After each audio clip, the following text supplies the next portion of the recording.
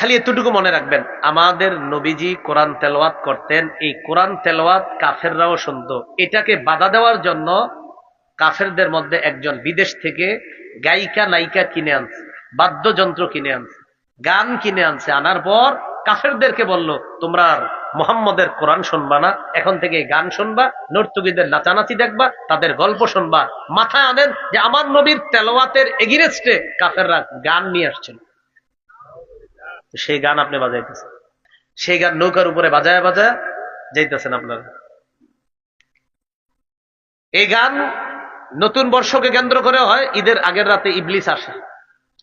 আমি তো 29-30 দিন দায়িত্ব পালন করতে পারি নাই, শিকলে বন্দি ছিলাম, তো আমি কিন্তু চলে আসছি। আর টেনশন করো না, দুইটা বড় বড় বক্স আনো, রাস্তার দুই মাথায় ছাড়বা, আরবি ফার্সি বাংলা যা পারো ছাড়বা, এমন আওয়াজে ছাড়বা কিছু বোঝা যাওয়া দরকার নাই, খালি দুমদুম আওয়াজ হইতে আর খালি লাফাইবা।